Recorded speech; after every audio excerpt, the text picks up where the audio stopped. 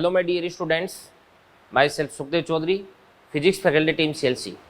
Students, आज अपन lecture number 10 start करने जा रहे हैं, जिसके अंदर अपन 1D को आगे बढ़ाएंगे। अगर अपन पिछले लेक्चर तक की बात करें तो 1D के अंदर अपन ने क्या क्या डिस्कस कर लिया था, एक बार उसको अपन रिकेप कर लेते हैं, रिमाइंड कर लेते हैं उसको अपन। तो सबसे पहले ध्यान से देखना, देखो 1D के अंदर मैंने आपको पढ़ाई थी दूरी, और दूरी के साथ में मैंने आपको क्या पढ़ा दिया था बच्चों, विस्थापन पढ़ा दिया था। उसके बाद मैंने आपको पढ़ाई थी चाल, और चाल के बाद में अपन ने पढ़ा था वेग, और इसके बाद में बच्चों अपन ने पढ़ा था त्वरण पढ़ा था, ठीक है ना। और ये बातें मैंने आपको बता दी थी। तो ध्यान से देखना, देखो चाल कौन सी होती है, एक तो होती है औसत चाल होती है, एक तात्क्षणिक चाल होती है। वेग होता है, एक तो क्या होता है औसत वेग, एक क्या होता है तात्क्षणिक वेग होता है। और इसी प्रकार से जो त्वरण होता है वो क्या होता है, एक तो होता है औसत, एक होता है तात्क्षणिक होता है, ठीक है ना। ये सारी चीजें अपन ने पढ़ी थी।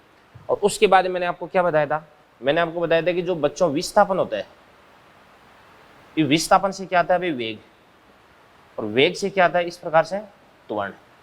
तो ध्यान से देखना, देखो विस्थापन से आता है वेग, और वेग से आता है त्वरण। कैसे आता है बताओ, डिफरेंशिएशन करने से, यानी अवकलन करने से।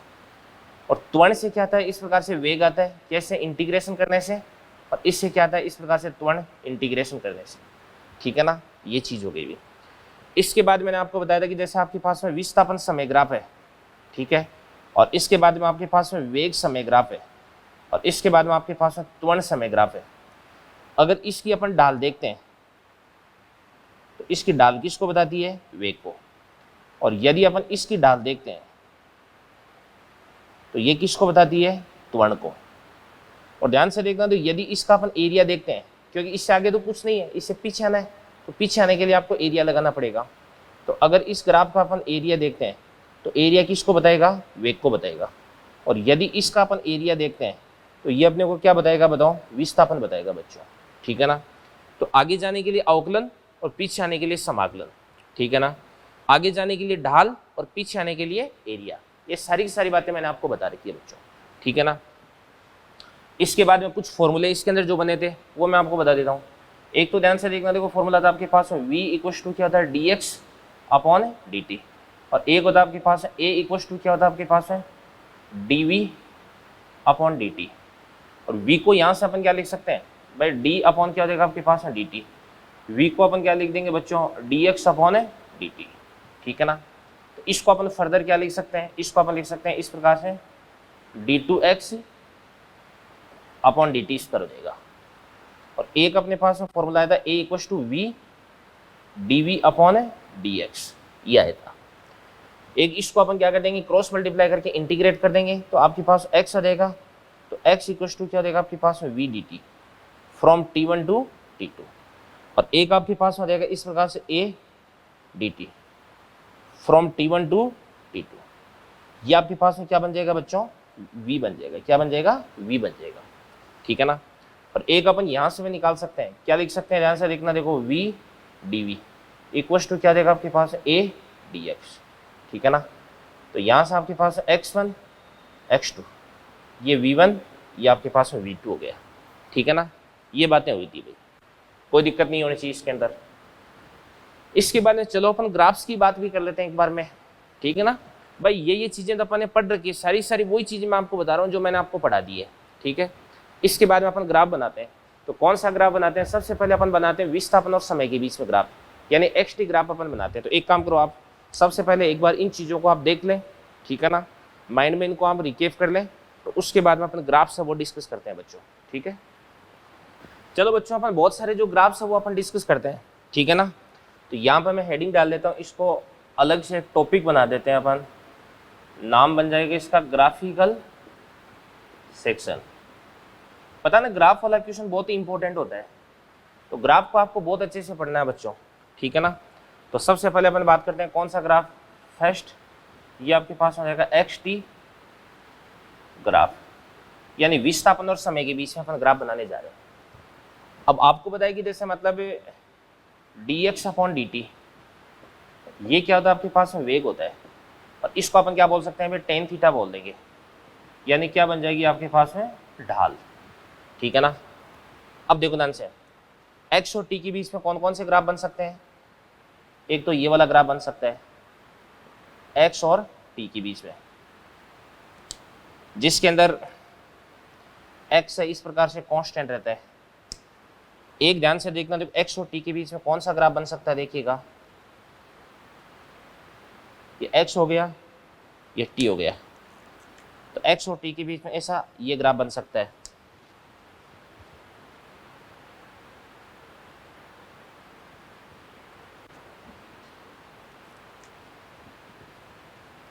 और इसके बाद में ध्यान से देखना, देखो एक कौन सा ग्राफ बन सकता है, ये टी हो गया, ये एक्स हो गया, तो एक्स और टी के बीच में इस प्रकार से ये वाला ग्राफ बन सकता है, ऐसा ग्राफ। और ये आपके पास एक्स हो गया, ये टी हो गया, तो एक्स और टी के बीच में ऐसा ग्राफ भी बन सकता है, ये वाला ग्राफ भी बन सकता है, ठीक है ना, ये चीज़ हो गई भी।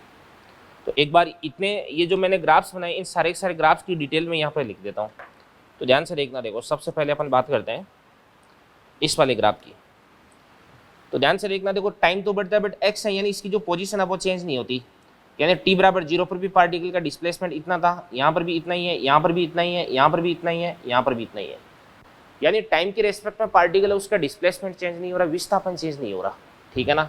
तो इसको अपन क्या बोल सकते हैं अभी, इस पार्टिकल का जो वेग है वो कितना हो जाएगा, 0 देगा, तो वेग है वो कितना हो जाएगा, 0, यानी पार्टिकल है वो किस में हो जाएगा बताओ, विरामावस्था हो जाएगा, ठीक है ना, ये चीज हो गई। अब यहाँ पे ध्यान से, पार्टिकल के लिए जैसे जैसे टी बढ़ता है वैसे वैसे एक्स भी बढ़ता है, मतलब जब एक्स कितना था आपके पास, इतना था तो टी इतना था तो एक्स इतना था, टी बढ़ा एक्स बढ़ जाता है, टी और बढ़ता है एक्स और बढ़ जाता है। और अपन देख सकते हैं कि यहाँ पे एक्स और टी के बीच में स्ट्रेट लाइन ग्राफ बन रहा है, सरल रेखा बन रही है, इसकी ढाल कांस्टेंट होगी, यानी इसकी चाल है वो भी क्या हो जाएगी, कांस्टेंट हो जाएगी, इसका वेग कांस्टेंट हो जाएगा। तो अपन क्या बोलेंगे भी, एक समान वेग,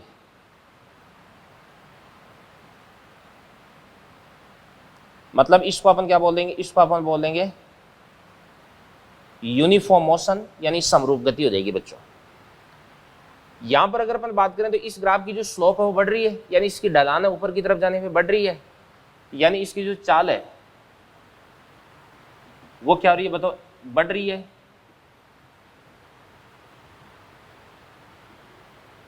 चाल बढ़ रही है, और चाल बढ़ने का मतलब क्या होता है, अभी इसकी जो गति है वो कैसे हो जाएगी, त्वरित गति हो जाएगी, तो ये आपके पास हो जाएगी त्वरित गति। और यहाँ पे इसकी जो ढाल है वो घट रही है, यानी इसकी चाल या इसका वेग है वो घट रहा है, तो इसकी जो चाल है वो क्या हो रही है बच्चों, घट रही है। चाल को वेग लिख दो आप,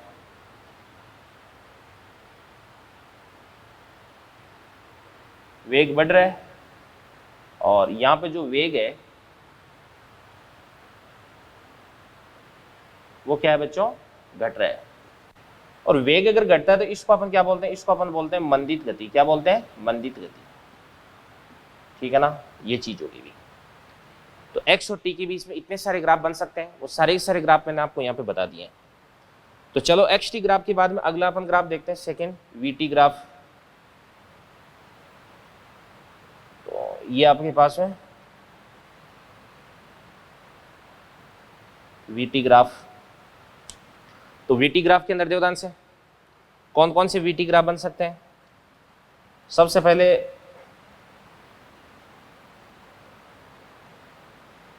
यहाँ पे v और ये आपके पास है t, ठीक है ना।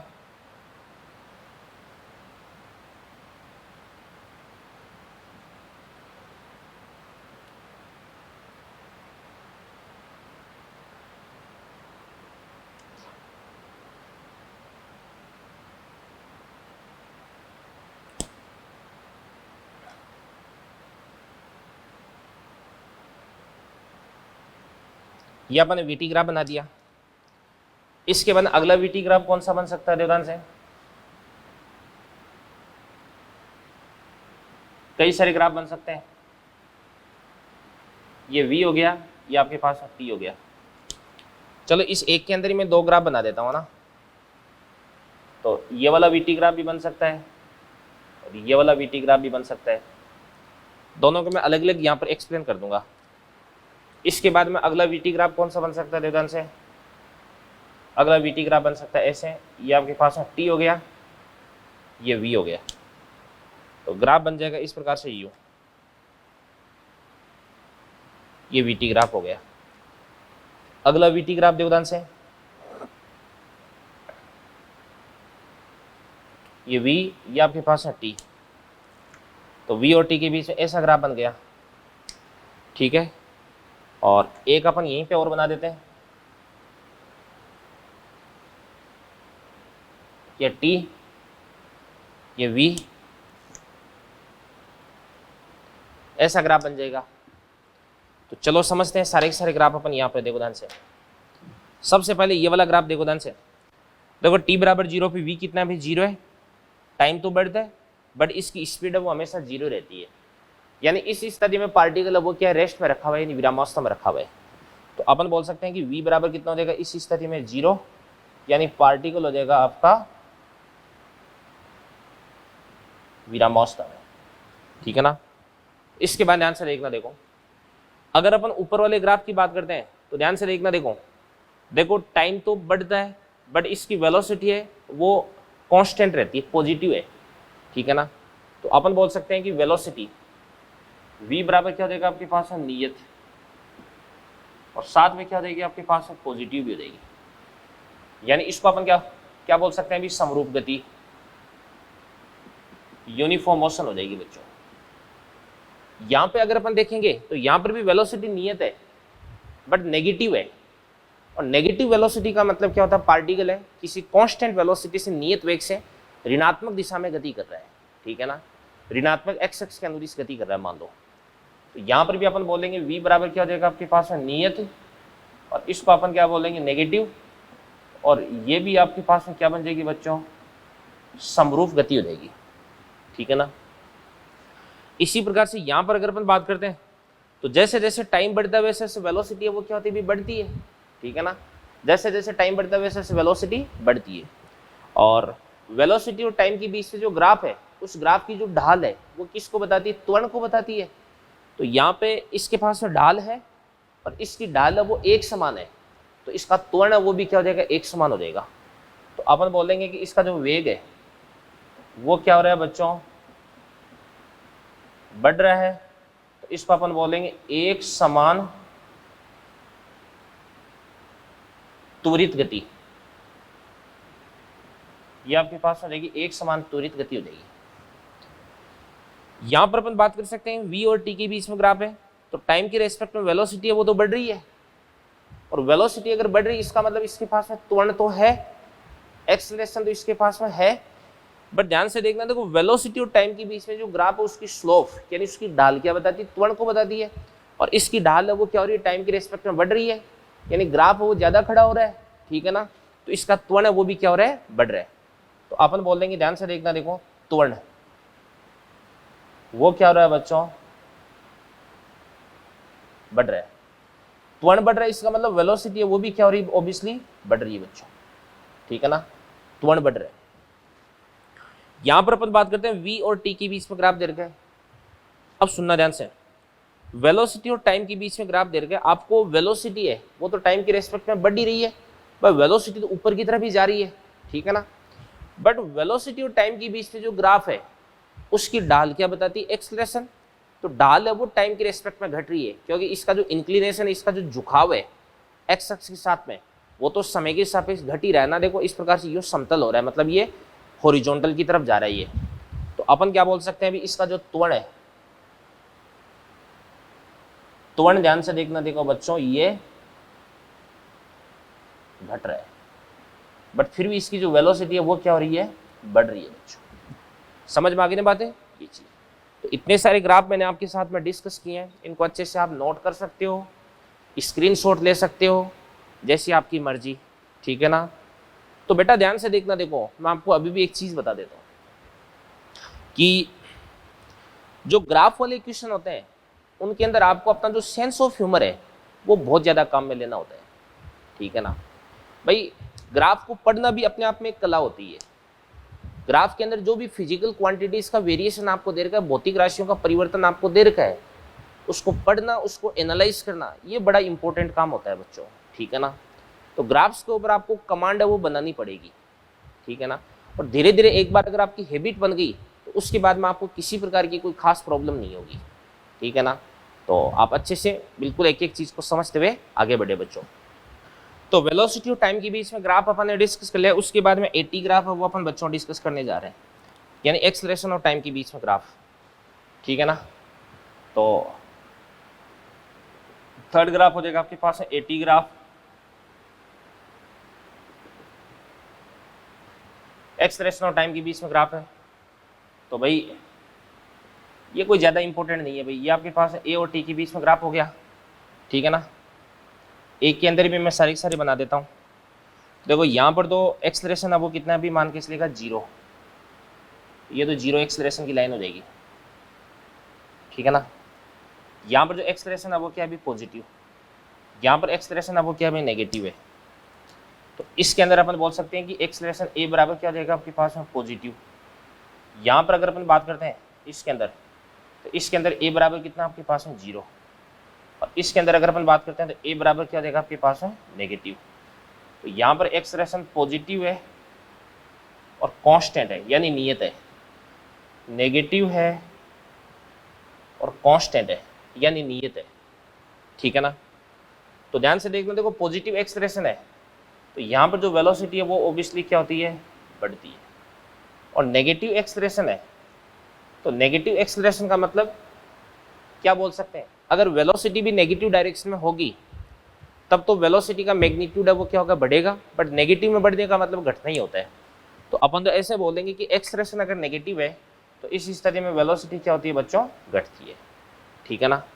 और अगर एक्सेलरेशन 0 है तो इस स्थिति में जो वेलोसिटी है वो क्या रहती है, कांस्टेंट।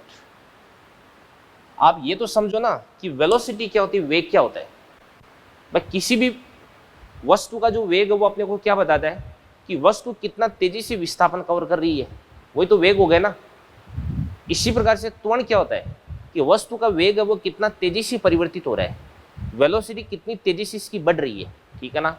जैसे अपनी कार का मान के इसलिए स्पीडोमीटर पहले 0 पर था, फिर उसके बाद 0 से धीरे धीरे 20, 30, 40, 50, 60, 70, 80, 90, 100 इस प्रकार से यूँ होता है। तो इसका मतलब कार का एक्सेलरेशन कम है और अपन क्या करते हैं, मान के चलिएगा अचानक से एक्सेलेटर को पुश करते हैं तो कार की जो वेलोसिटी इस प्रकार से 0 से 20, 40, 70, 80, 90, 100 बहुत तेजी से अगर 100 पे पहुंच जाए तो अपन क्या बोलते हैं, इस कार का जो एक्सेलरेशन है वो ज़्यादा है, ठीक है ना। यही तो बात हुई। तो ये बातें आप देख लीजिएगा, ये ए और टी के बीच में ग्राफ हो गया बच्चों, ठीक है ना। अब ध्यान से देखना, देखो यहाँ पे ग्राफ से रिलेटेड में एक अच्छा सा क्वेश्चन आपको बता देता हूँ, ठीक है ना। देखो मान के इसलिए कोई भी एक गेंद है,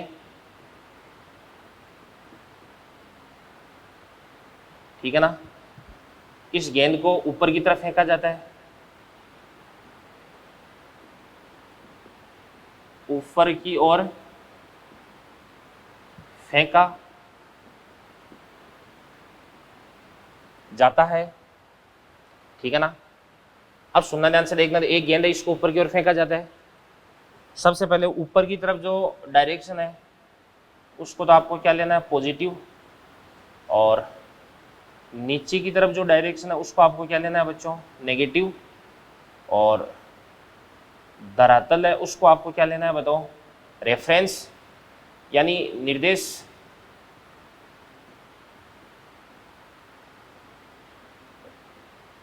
निर्देश बिंदु, ये आपको लेना है।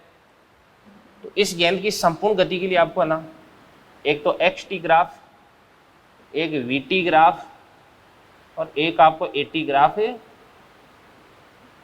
बनाना बच्चों, ठीक है ना। अगर आपने मेरे द्वारा बताई गई सारी बातें अच्छे से आपने अगर सीखी है तो ये ग्राफ बनाने में आपको बिल्कुल भी दिक्कत नहीं होगी बच्चों, ठीक है ना। तो चलो देखते हैं अपन ध्यान से क्वेश्चन क्या कह रहा है। क्वेश्चन ये कह रहा है कि आपके पास में कोई भी एक गेंद है, जैसे मान के चलिए मेरे पास में ये कोई गेंद है, ठीक है ना। इस गेंद को मैं क्या करता हूँ, ऊपर की तरफ फेंकता हूँ। तो सबसे पहले ये मैक्सिमम हाइट तक जाती है और मैक्सिमम हाइट तक इस प्रकार से यूँ जा करके फिर उसके बाद वापस नीचे की तरफ आ जाती है। तो धरातल से इसको मैं फेंकता हूँ और वापस ही अल्टीमेटली धरातल पर आ जाती है। तो इसकी धरातल से धरातल तक जो गति हो रही है इस संपूर्ण गति के लिए आपको एच टी, वी टी और ए टी ग्राफ आपको ड्रॉ करना है बच्चों, ठीक है ना। तो चलो करते हैं अपन इसको सॉल्व। देखो ध्यान से, सबसे पहले आप टारगेट के बच्चे हो, आपको मालूम है कि कोई भी गेंद अगर अपन ऊपर की तरफ फेंकते हैं तो उस पर नीचे की तरफ फोर्स लगता है mg, और इस mg फोर्स की वजह से इसके अंदर नीचे की तरफ एक डाउनवर्ड एक्सेलरेशन आ जाता है। तो इसका एक्सेलरेशन है वो कितना होता है बच्चों, g होता है, और प्लस का g होता है कि माइनस का g होता है, माइनस g होता है, ठीक है ना। और माइनस g होता है मतलब नेगेटिव डायरेक्शन होता है, कांस्टेंट होता है, हमेशा नियत रहता है ये, ठीक है। अब चलो सबसे पहले अपन x और t के बीच में ग्राफ बनाते हैं। तो ये तो आपके पास x हो गया, और इसको अपन t लिख देते हैं, x और t। तो देखते हैं ऐसे, देखो सबसे पहले t बराबर 0 पर जो गेंद है वो कहां पर है, धरातल पर है। भाई डायग्राम बना देते हैं। देखो गेंद को मैंने इस प्रकार से यहाँ से ऊपर की तरफ फेंका तो ऊपर की तरफ यूं जाकर के फिर वापस नीचे की तरफ आ जाती है।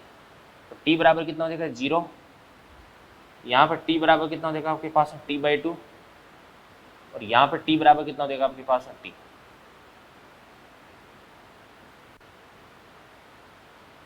ये बात हो गई।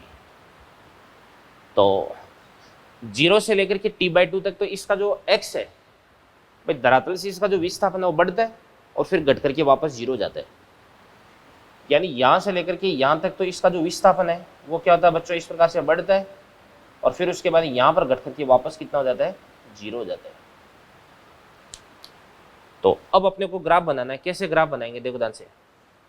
सबसे पहले अपन बात करते हैं कि यहाँ से लेकर के यहाँ तक, यहाँ पे इसकी वेलोसिटी कितनी थी u। जैसे जैसे गेंद ऊपर की तरफ जाती है तो वैसे इसकी वेलोसिटी घटती है, और टॉप मोस्ट पर भी इसकी वेलोसिटी कितनी हो जाती है, 0 हो जाती है। यानी ऊपर की तरफ जब गेंद गति करती है तो इसके वेग का परिमाण है वो घटता है, और वेग का परिमाण घटने का मतलब ये हुआ कि इसका मंदन हो रहा है, ठीक है ना। और वेग घटता है मतलब x और t के बीच में जो ग्राफ उसकी स्लोप यानी ढाल है वो घटती है। तो घटती हुई ढाल का ग्राफ ऐसा बन जाएगा, देखो ऐसा आप देख सकते हैं इसके अंदर जो ध्यान से, यहाँ पे ढाल ज्यादा, जैसे जैसे अपन आगे की तरफ जा रहे हैं वैसे वैसे ग्राफ इस प्रकार से सीधा होता जा रहा है, यानी इसकी ढाल घट रही है, ठीक है ना। फिर उसके बाद में टॉप मोस्ट पॉइंट पे पहुंच गया, फिर यहाँ से इसकी वेलोसिटी 0 हो जाती है, फिर जैसे जैसे नीचे की तरफ आता है ना वैसे वैसे इसकी वेलोसिटी क्या हो जाती है, नेगेटिव हो जाती है, ठीक है ना। और अल्टीमेटली आपके पास विस्थापन वापस कितना हो जाता है, 0 हो जाता है। बट नीचे की तरफ जैसे जैसे आता है तो वैसे इसका वेग है वो बढ़ता है, नेगेटिव डायरेक्शन में इसका वेग बढ़ता है, तो ग्राफ की जो ढलान है वो भी क्या होती है, बढ़ती है। तो यहाँ से लेकर के यहाँ तक जो ग्राफ है इस प्रकार से यूँ आ जाएगा बच्चों, यूँ आ जाएगा, क्योंकि ढलान यहाँ पे कम, फिर उसके बाद ढलान लगातार बढ़ रही है। तो ये तो आपके पास में कितना हो जाएगा 0, और यहाँ पे टाइम कितना हो जाएगा आपके पास t/2, और यहाँ पे टाइम कितना हो जाएगा t, ठीक है ना। ये चीज हो गई है। इसके बाद में इसको भी अपन बता सकते हैं, जब गति की समीकरण में आपको पढ़ाऊंगा तो ये x बराबर आपके पास हो जाएगा u² अपन क्या होता है 2g होता है।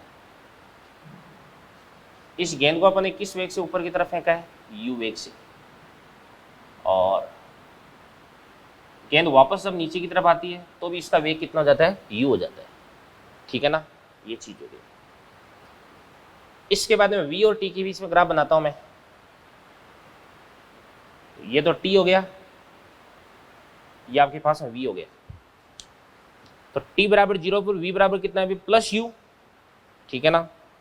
तो t बराबर 0 पर v बराबर कितना हो जाएगा आपके पास प्लस u। इसके बाद t बराबर t/2 पर वेलोसिटी कितनी हो जाएगी आपके पास 0, यानी कुछ देर बाद में इसकी वेलोसिटी कितनी हो जाएगी आपके पास 0, ये 0 हो गई।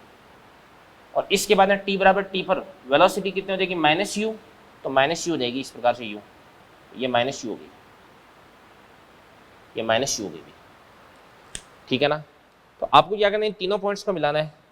तो तीनों पॉइंट्स को मिलाने के लिए इस प्रकार से अपन एक सरल रेखा बना देंगे। ये सरल रेखा बना दिया अपन।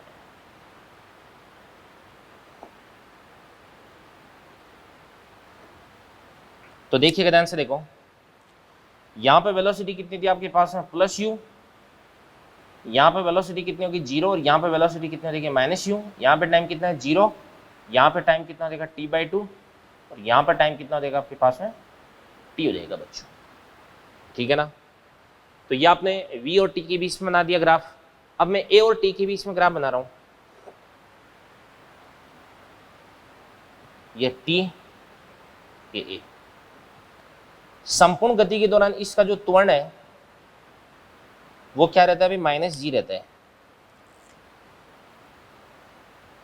-g रहेगा अभी। तो a कितना हो जाएगा आपके पास माइनस का g, 0,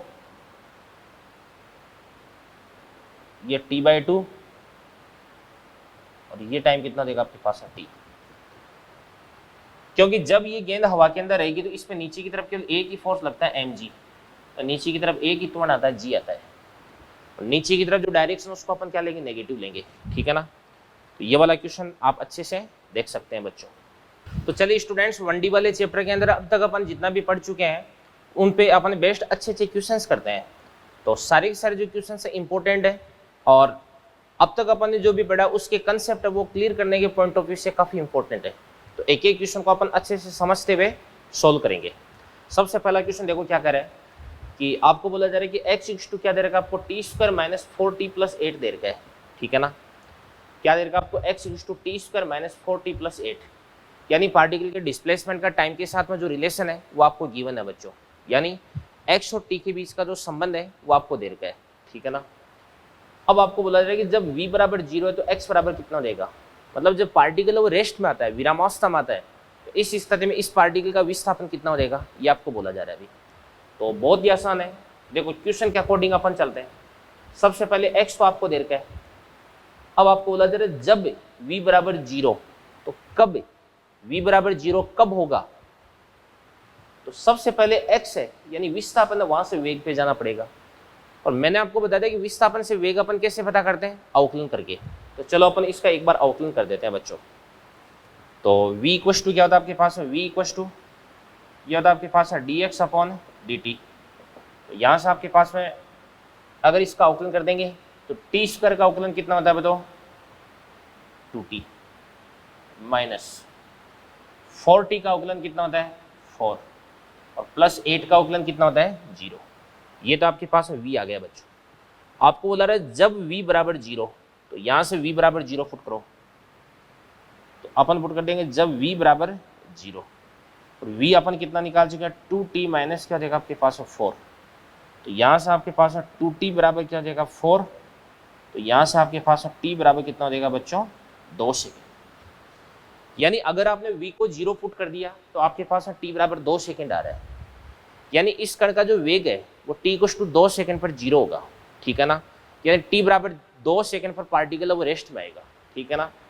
अब आपको बोला जा रहा है तब आपको x याद करना है, ये रहा x, इस x के अंदर t बराबर 2 फुट कर दो। तो अपन बात करते हैं x, ये आपके पास बन जाएगा x बराबर,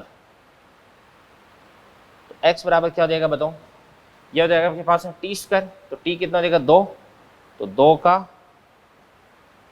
स्क्वायर, इसके बाद माइनस का 4, t कितना देगा आपके पास 2, और प्लस क्या देगा आपके पास 8, तो 2 का स्क्वायर कितना देगा आपके पास बताओ 4, और -4 × 2 कितना देगा आपके पास -8, और प्लस क्या देगा आपके पास 8, -8 + 8 कट जाएगा, तो ये आपके पास हो जाएगा 4 मीटर। तो यहाँ से आपके पास डिस्प्लेसमेंट कितना हो जाएगा अभी 4 मीटर हो जाएगा, कितना हो जाएगा 4 मीटर, ठीक है ना। ये बात हो जाएगी। तो काफ़ी अच्छा क्वेश्चन था, एक एलिमेंट्री क्वेश्चन था, एक बेसिक क्वेश्चन था, वो अपन ने सोल्व कर दिया बच्चों, ठीक है ना। आगे बढ़ते हैं, अगला क्वेश्चन देखिएगा क्या कर रहा है। एक पार्टिकल है जिसका डिस्प्लेसमेंट यानी विस्थापन आपको दे रखा है x = 32t - 8t³ / 3, यानी इस पार्टिकल का विस्थापन है वो समय के सापेक्ष किस प्रकार से परिवर्तित हो रहा है, ये बात आपको क्वेश्चन में बच्चों बताई जा रही है, ठीक है ना। तो जब v = 0 तो इसका एक याद करना है। अब x से आपको v पे जाना है, a पे जाना है, और क्वेश्चन जैसे चला रहा है वैसे अगर आप चलोगे तो बहुत इजीली आपका आंसर आ जाएगा बच्चों, ठीक है ना। अभी आपका जैसे टारगेट बेच है वो स्टार्ट ही हुआ है, तो अभी आपके पास में बहुत सारा टाइम है, आप इतना कुछ सीख सकते हो, इतनी अपनी जो स्ट्रेंथ है उसको बढ़ा सकते हो, इतनी आपकी जो एनालिटिकल अप्रोच है उसको आप बढ़ा सकते हैं। चाहे आप फाउंडेशन की स्टूडेंट्स हैं, चाहे आप सिंपल स्कूलिंग के बच्चे हैं, ठीक है ना। ऑब्वियसली एक बात तो खैर है ही कि फाउंडेशन के बच्चे हैं तो आपने ये चीज़ें पहले से पढ़ रखी, और सिंपल स्कूलिंग के बच्चे हैं तो भी बेटा मेहनत करके आप उसी लेवल पे आ सकते हो जिस लेवल पे आप आना चाहते हो, ठीक है ना। मेहनत बड़ी चीज़ है, तो आपको कंटिन्यूसली बिल्कुल एकदम मेहनत करनी है, और हर एक चीज़ को आपको एनालिटिकल तरीके से, लॉजिकल तरीके से आपको सोचना है। ऐसे नहीं कि सर ने बता दिया तो ठीक है मान लेते हैं, ऐसा नहीं चलेगा भाई, ठीक है ना। तो सबसे पहले एक्स दे रखे वी और ए की बात कर रहे हैं, तो चलो अपन आउटलाइन करते हैं एक्स का। तो क्या बन जाएगा आपके पास में v इक्वल्स टू क्या होता है D x upon D T, तो बराबर क्या बन जाएगा आपके पास है द्योतन से 32t। इसका आउटलाइन कितना देगा आपके पास है 32 माइनस ये आपके पास हो जाएगा 8t³ अपॉन 3, तो 8/3 को तो साइड में कर दो, ये मैंने लिख दिया इस प्रकार से 8/3, और इसके बाद है t³ का कितना होता है बच्चों 3t², 3 से गया 3, तो ये आपके पास में क्या जाएगा 8t² हो गया, ठीक है ना। ये भी आ गया। इसके बाद में अपन ए भी निकाल लेते हैं, चलो लगे हाथ ए, क्योंकि ए की भी बात कर रहा है क्वेश्चन। तो ए इक्वल्स टू क्या होता है आपके पास है dv अपॉन क्या होता है आपके पास है dt होता है, ठीक है ना। तो dv अपॉन dt करते हैं, 32 का अवकलन कितना हो जाएगा 0, ठीक है ना, माइनस का माइनस, और 8t² का कितना होता है बताओ 16 × t होता है, कितना होता है 16t, ठीक है ना। अब क्वेश्चन बोल रहा है कि जब v बराबर 0, तो अपन यहाँ पे क्या करते हैं बच्चों v बराबर 0 पुट करते हैं, ठीक है ना। तो अपन बात करते हैं जब v बराबर कितना आपके पास में 0, तो v कितना दे रखा आपको बताओ 32 माइनस क्या हो जाएगा आपके पास 8t², तो यहाँ से आपके पास 8t² बराबर कितना हो जाएगा 32, यहाँ से आपके पास में t² बराबर कितना हो जाएगा 4, तो दोनों तरफ से रूट कर देंगे तो t बराबर कितना हो जाएगा बच्चों 2 सेकेंड। मतलब यहाँ पर आपको बोला जा रहा है जब v बराबर 0, तो इसके अंदर v की वैल्यू 0 पुट कर दोगे ना, तो वहाँ से आपको t की वैल्यू मिलेगी, और t की जो वो वैल्यू है वो आपको a में पुट करवानी है, ठीक है ना। ये क्वेश्चन आपका। अब a आपके पास में ये रहा, तो a इक्वल्स टू क्या देगा आपके पास माइनस का 16 इंटू टी कितना देगा आपके पास में 2, तो इसको अपन बोलेंगे माइनस का 32 मीटर पर सेकंड स्क्वायर हो जाएगा बच्चों, ठीक है ना। तो ये वाला क्वेश्चन भी आपका इजीली सोल्व हो चुका है। अगला क्वेश्चन अपन देखते हैं, क्वेश्चन नंबर 3 क्या कर रहे हैं द्योतन से।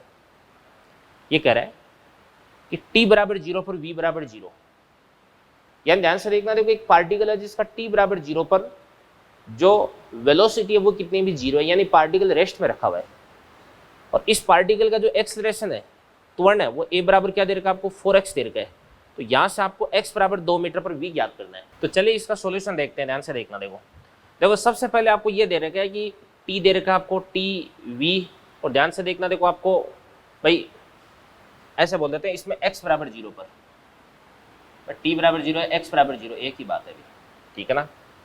अब बच्चों ध्यान से देखना, देखो यहाँ पे x आ रहा है, v आ रहा है, a आ रहा है, ठीक है ना। तो आपको सोचना है कि कौन सा फॉर्मूला इसके अंदर लग सकता है भाई, a v x, ये कौन सा फॉर्मूला लगता हुआ दिख रहा है। अगर आपने अब तक के सारे लेक्चर्स अच्छे से अटेंड किए हैं तो ये वाली बात आपके दिमाग में आ जानी चाहिए, और फिर भी अपन देखते हैं उदाहरण से। ये हो जाएगा आपके पास a इक्वल्स टू क्या होता है आपके पास v dv upon dx, v dv को एक तरफ कर लो, बराबर क्या हो जाएगा आपके पास a dx, इंटीग्रेशन कर देंगे, ये आपके पास x1 x2 v1 v2, इसके बाद में इसको अपन क्या बोल देंगे v dv, इंटीग्रेशन कर देंगे, एक को यहाँ से अपन क्या बोल सकते हैं बच्चों 4x, ये dx। अब ध्यान से देखना, देखो x1 कितना देगा आपके पास है 0, x2 कितना देगा आपके पास है 2, यहाँ पर आपके पास है v1 कितना देगा 0, और v2 कितना देगा आपके पास है v, यही तो आपको कैलकुलेट करना है भाई। 0 पर 0 है तो 2 पे कितना हो जाएगा, यही तो क्वेश्चन आपका। अब v का अगर अपन इंटीग्रेशन कर देंगे तो v का समाकलन क्या होता है बताओ v² बाई 2, तो इसको अपन बोलेंगे वी स्क्वायर बाई 2। लिमिट 0 से लेके v तक है तो वी स्क्वायर बाई 2 आ जाएगा बराबर 4 का 4। x का इंटीग्रेशन क्या होता है बच्चों, एक्स स्क्वायर बाई 2 होता है। क्या होता है, एक्स स्क्वायर बाई 2। तो इसको अपन बोलेंगे 4x स्क्वायर बाई 2। और इसकी लिमिट हो जाएगी आपके पास में 0 से लेकर के 2 तक। तो 4/2 कितना देगा आपके पास है 2, और एक्स स्क्वायर यानी x की जगह अपन कितना पुट कर देंगे 2, तो 2 का स्क्वायर कितना देगा 4। तो ये आपके पास में कितना देगा 8 हो जाएगा। तो यहां से आपके पास में वी स्क्वायर बराबर कितना देगा 8 इंटू 2 कितना देगा 16। तो वी स्क्वायर बराबर कितना देगा 16। तो यहां से v बराबर कितना देगा 4 मीटर पर सेकंड हो जाएगा बच्चों, ठीक है ना। तो v कितना देगा आपके पास में 4 मीटर पर सेकेंड। तो आपको ये देखना है कि इसके अंदर कौन सा फॉर्मूला लगेगा। सबसे पहले ये आपको आइडेंटिफाई करना है। ऐसा नहीं कोई सा भी फॉर्मूला लगा दिया फिर उसके बाद उसमें वैल्यू पुट करते हैं, फिर पता ही नहीं चलता कि आगे करें क्या करें, उससे डिप्रेशन आता है फालतू में। तो पहले एक बार क्वेश्चन सोल्व करने से पहले सोचें जरूर, क्वेश्चन को एक बार अच्छे से पढ़ें, फिर उसके बारे में क्वेश्चन पढ़ करके सोचें कि कौन सा फॉर्मूला मेरे को अप्लाई करना है। सबसे पहले रास्ता वो क्लियर होना चाहिए, फिर उसके बाद में वैल्यू पुट करके सोल्व करें बच्चों आप। अगला क्वेश्चन क्या कर रहे हैं देवदान से, t बराबर 0 पर v बराबर कितना आपके पास है 10 मीटर पर सेकेंड। तो a इक्वल टू कितना देगा आपके पास में, तो माइनस वी स्क्वायर अपॉन 5 है। तो t बराबर 2 सेकेंड पर आपको इसकी वेलोसिटी फाइंड आउट करनी है, ठीक है ना। अब सुनना ध्यान से देखना, देखो टाइम की बात कर रहा है, वेलोसिटी की बात कर रहा है, एक्सेलरेशन की बात कर रहा है। तो सीधा सा a इक्वल टू कितना था dv बाई dt होता है। तो यहां से अपन लिख सकते हैं a बराबर क्या हो जाएगा बच्चों dv अपॉन dt। और यहां से a की वैल्यू कितनी देगी आपको, माइनस का वी स्क्वायर अपॉन क्या देगा 5 हो जाएगा, ठीक है ना। तो अपन एक काम करते हैं ध्यान से, यहां से जो वी स्क्वायर इसको इसके अपॉन में ले आते हैं। तो इसको मैं रीअरेंज कर सकता हूं ऐसे, dv अपॉन क्या हो जाएगा आपके पास में वी स्क्वायर इक्वल टू कितना हो जाएगा आपके पास में माइनस का, या माइनस का साइन अपन इधर की तरफ लगा देते हैं, ये माइनस का इधर आ गया, और ये आपके पास में क्या देगा dt अपॉन क्या देगा 5। इसका दोनों तरफ से अपन क्या कर सकते हैं, इंटीग्रेशन कर सकते हैं। ये इंटीग्रेशन हो गया। अब t बराबर 0 पर देखो इधर की तरफ आपके पास में क्या है dt है, यानी d के साथ में क्या है t। तो इधर की तरफ बच्चों टाइम की जो लिमिट्स है ना वो आएगी, इधर की तरफ d के साथ में क्या है v, तो इधर की तरफ v की जो लिमिट्स है वो आएगी। तो t बराबर 0 पर v बराबर कितना देगा आपके पास में 10। और इसके बाद t बराबर 2 पर v बराबर कितना है v, यही आपको पता करना है। चलो करते हैं। इसके बाद यहां पर आपके पास में dv अपॉन वी स्क्वायर। तो वी स्क्वायर ऊपर की तरफ जाकर क्या बन जाएगा बताओ, v की पावर माइनस का 2, और v की पावर माइनस 2 का इंटीग्रेशन अपन कैसे करते हैं, तो x की पावर n का कैसे करते हैं, x की power n plus 1 upon n plus 1 करते हैं, ठीक है ना। तो यहाँ पे आपके पास आ जाएगा v की पावर क्या देगा माइनस का 2। तो क्या बन जाएगा आपके पास v की पावर माइनस का 2 प्लस 1 अपॉन क्या देगा माइनस का 2 प्लस 1।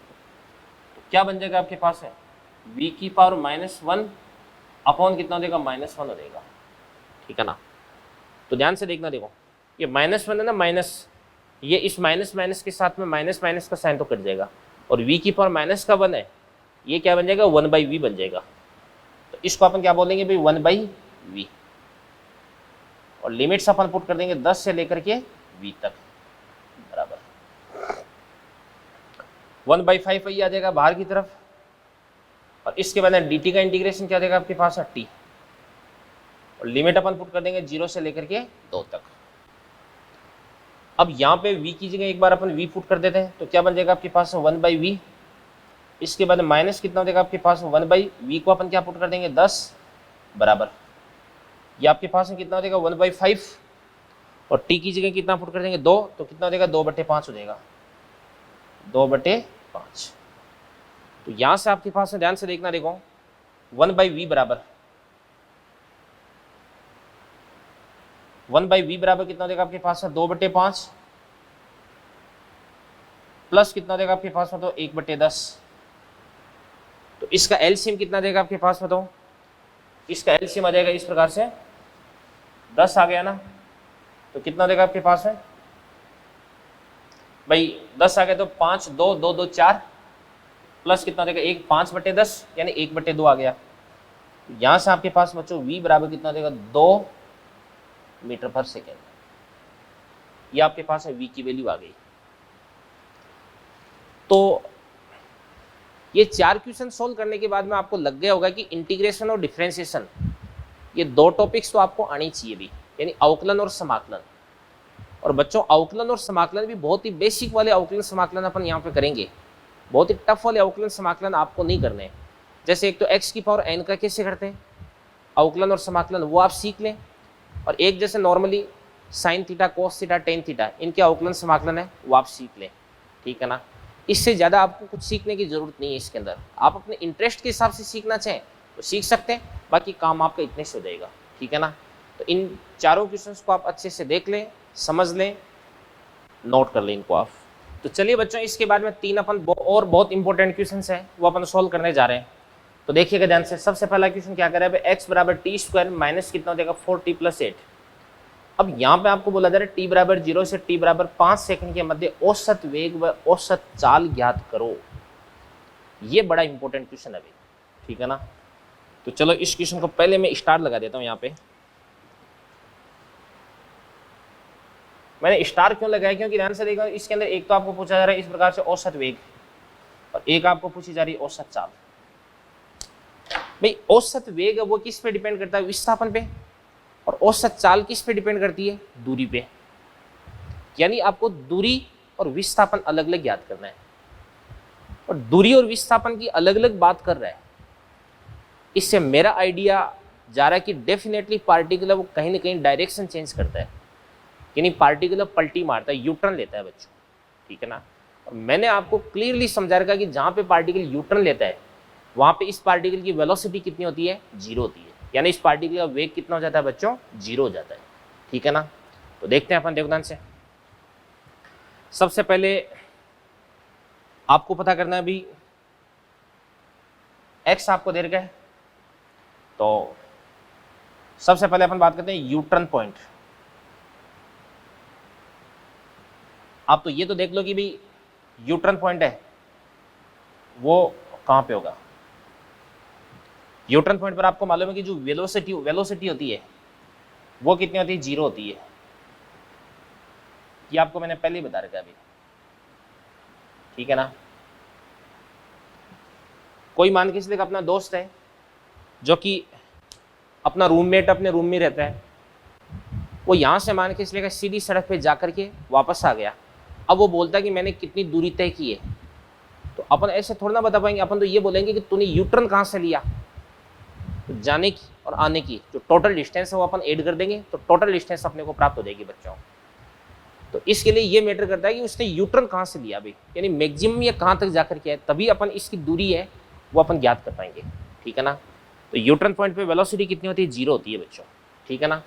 तो वेलोसिटी अपन निकालते हैं। तो वेलोसिटी कितनी होती है आप जानते हैं, v बराबर कितना होता है बताओ, dx/dt होता है। तो dx/dt कर दो, तो t² का कितना होता है आपके पास में 2t, और -4t का कितना होता है आपके पास में 4, और +8 का कितना हो जाएगा, 0 हो जाएगा।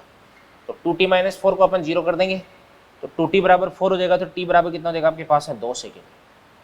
तो t बराबर कितना हो जाएगा आपके पास में 2 सेकेंड, यानी t बराबर 2 सेकेंड पर ये पार्टिकल है ये क्या करता है, पलटी मारता है, ठीक है ना। अब अपने पास में 3 पॉइंट्स आ गए, एक तो t बराबर 0 यानी प्रारंभिक, एक t बराबर 5 यानी अंतिम। तो प्रारंभिक बिंदु, अंतिम बिंदु, ये 2 बिंदु अपने पास है। और तीसरा पॉइंट ऐसे क्वेश्चन अपने को चाहिए, उसको अपन बोलते हैं पलटी मार पॉइंट, यानी यूटर्न पॉइंट इसको अपन बोल सकते हैं। तो यूटर्न पॉइंट अपने को कब प्राप्त होगा बताओ, t बराबर 2 सेकंड पर प्राप्त होगा। ऐसे क्वेश्चंस के अंदर इन 3 पॉइंट्स की आप जानकारी प्राप्त कर लो, बाकी आपका काम आसान हो जाएगा। अब अपन देखते हैं, ध्यान से देखना। देखो सबसे पहले अपन देखते हैं इसके अंदर t बराबर 0 पर, तो t बराबर 0 पर बताओ x बराबर कितना हो जाएगा, x बराबर t² कितना हो जाएगा 0 - 4t कितना हो जाएगा 0, तो ये आपके पास हो जाएगा 8, कितना हो जाएगा आपके पास 8 मीटर। इसके बाद अपन देखते हैं t बराबर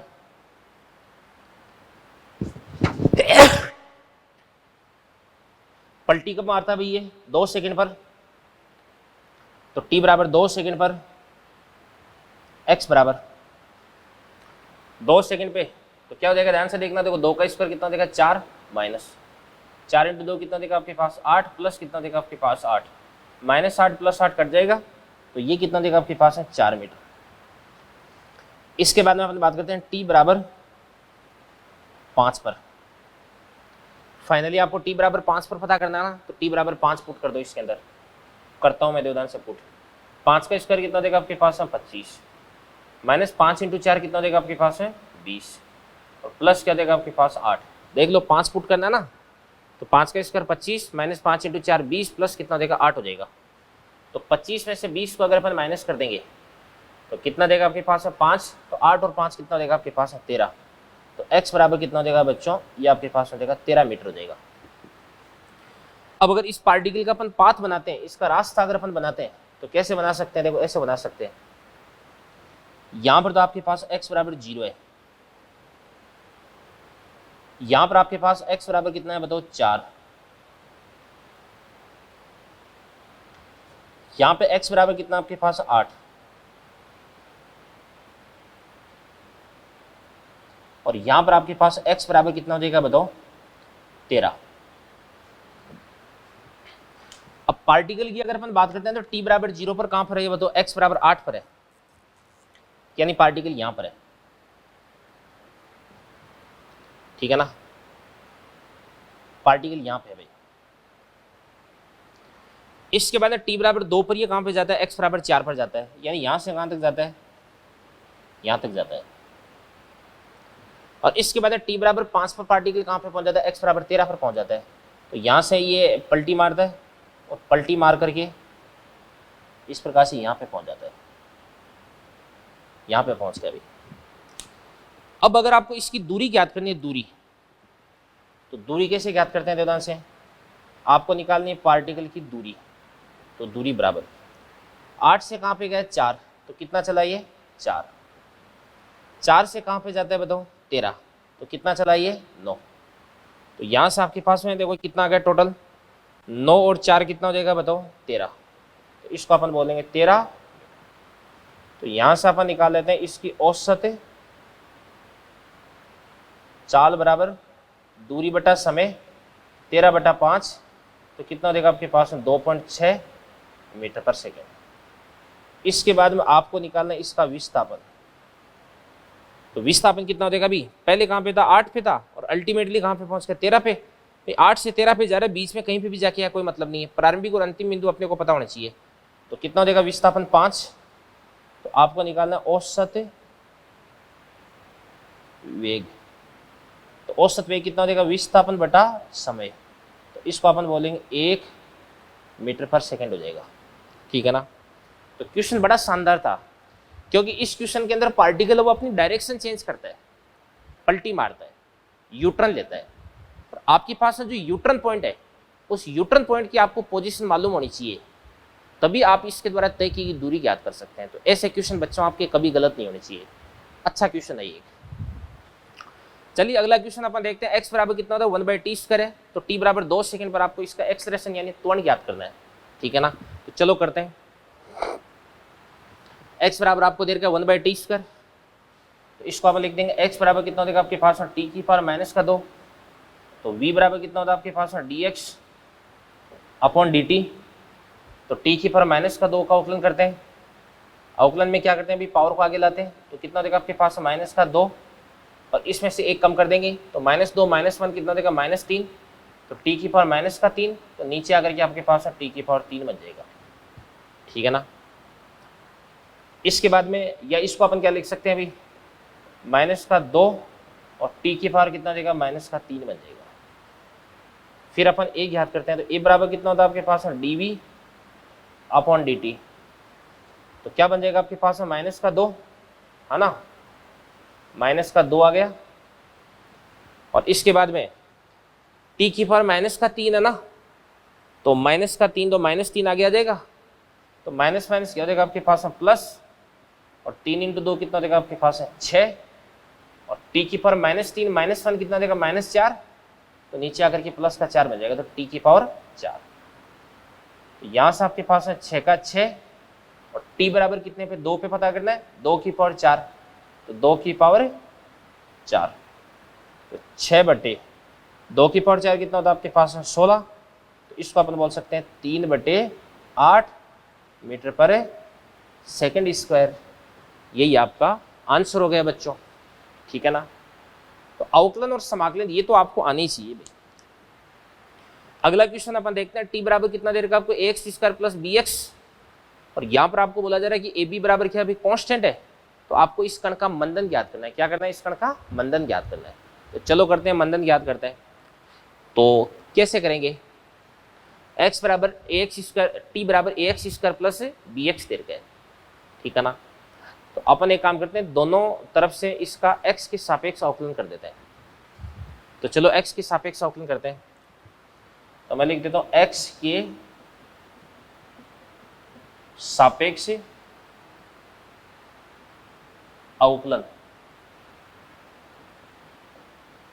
करने पर करते हैं, देखो ध्यान से, इसका x के सापेक्ष कर दो तो क्या देगा आपके पास है dt बटे dx। ax स्क्वायर का कितना होता है अभी, x स्क्वायर का कितना होता है 2x, ये आपके पास रहेगा 2ax, bx का कितना देगा आपके पास है b। बच्चों अपन जानते हैं कि dx अपॉन dt क्या होता है, v होता है, तो dt बाई dx क्या हो जाएगा 1/v, तो यहां से आपके पास में क्या बन जाएगा 1/v। तो इसको अपन उल्टा कर देंगे, तो यहां से आपके पास में v बराबर कितना देगा 1/2ax प्लस में आपके पास में b आ गया, ये तो v आ गया, ठीक है ना। इसके बाद ध्यान से देखना, देखो आपको निकालना है यहाँ पे a निकालना है, क्या निकालना है a, तो क्या बनता है ध्यान से देखना, देखो a बराबर भाई vx, इसके अंदर कहीं पर भी t नहीं आ रहा है, तो a का कौन सा फॉर्मूला अपन काम में ले लेंगे, a बराबर v dv अपॉन dx। तो v तो कितना देगा आपके पास में, तो ये बन जाएगा आपके पास में 1/2ax प्लस में b आ गया। इसके बाद में आपको क्या करना है, dv बाई dx करना है, तो dv बाई dx इसको अपन क्या लिख सकते हैं, 2ax प्लस b, इसकी पावर कितना देगी -1 हो जाएगी। यानी इस v का आपको x की रेस्पेक्ट में अवकलन करना है। तो v का x के सापेक्ष अवकलन कैसे करते हैं, ध्यान से देखना, देखो सबसे पहले अपन क्या करते हैं, तो ध्यान से इसकी पावर है उसको अपन आगे की तरफ ले आते हैं, तो पावर आगे की तरफ ले आएंगे तो कितना हो जाएगा आपके पास -1 हो गया, लो जी। इसके बाद इसको अपन ऐसे कैसे लिख देते हैं, तो क्या बन जाएगा आपके पास 2ax, ठीक है ना, माइनस तो आ ही गया ना, तो मैं यहाँ पे लिख देता हूँ बच्चों, तो ये आपके पास हो जाएगा 2ax और इसके बाद में प्लस क्या हो जाएगा आपके पास b, ऐसे लिख दिया। फिर इसकी पावर में से अपन 1 को कम कर देंगे, तो -1 कितना हो जाएगा आपके पास, -2 बन जाएगा, तो इनटू।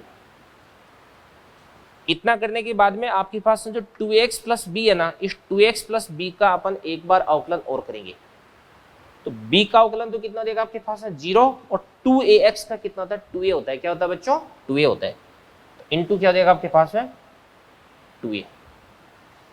तो यहां से आपके पास a बराबर क्या बन जाएगा, देखो ध्यान से, -2a अपॉन ये कितना हो जाएगा 2x प्लस b, और ये आपके पास 2x प्लस b की पावर -2, नीचे आकर के 3 बन जाएगा भाई, 2 + 1 3 बन जाएगा, तो 2ax प्लस b की पावर कितने देगी आपके पास 3 -2a और 1/2x प्लस b, तो 1/2x प्लस b इसको अपन क्या लिख देंगे v, तो ये आपके पास में v³ बन जाएगा, तो 2a v³, यही आपका आंसर हो गया भाई। अब देखो इसके अंदर जो मैंने अवकलन किया है, उस अवकलन में मैंने क्या किया भाई, ये वाली जो टर्म है, इस वाली टर्म का मेरे को अवकलन करना है, इस वाली टर्म का, इसका। ये मैं कैसे कर सकता हूं, सबसे पहले इसको आप ट्रीट करो जैसे x की पावर 1 है, x की पावर -1 है, वैसे ट्रीट करो। तो अपन क्या करते हैं, सबसे पहले पावर को आगे लाते हैं, x को x लिखते हैं, इसके बाद इस पावर में से अपन 1 को माइनस करते हैं, ठीक है ना, और फिर उसके बाद आपको जो टर्म दे रखी है उस टर्म का अपन x के सापेक्ष एक बार अवकलन और कर देते हैं, ठीक है ना, ये तरीका है।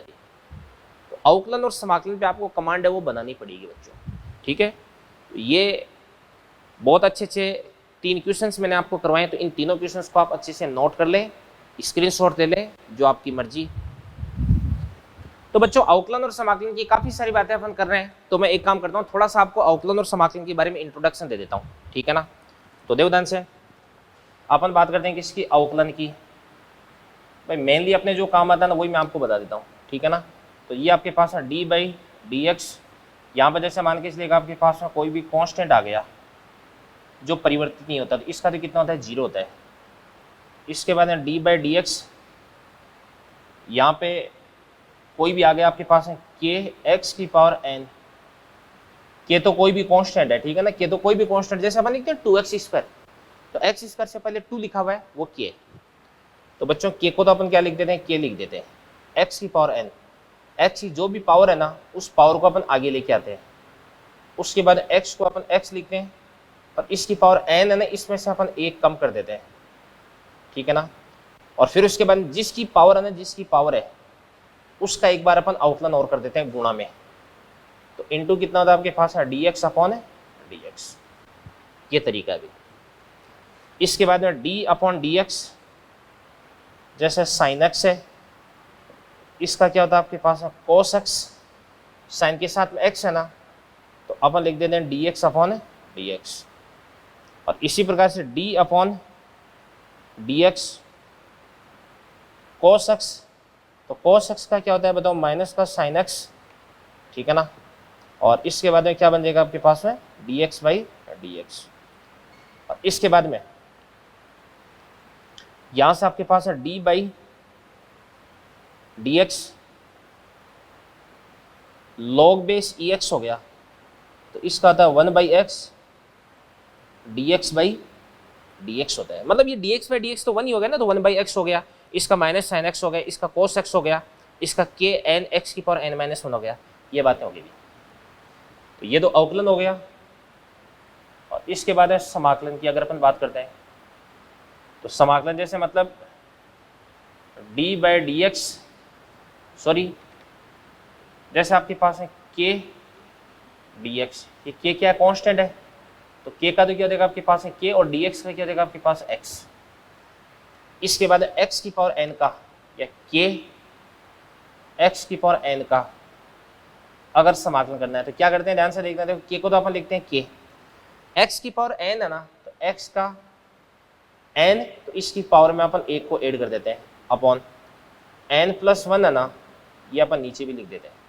और ध्यान से देखना, देखो बच्चों जिसकी आप पावर कर रहे हो ना उसका आपको dx बाई dx है वो आपको नीचे भी पुट कर देना है, ठीक है ना। वैसे ज़्यादातर केसेस में नहीं करते हैं क्योंकि dx बाई dx की वैल्यू कितनी हो जाती है, 1 हो जाती है।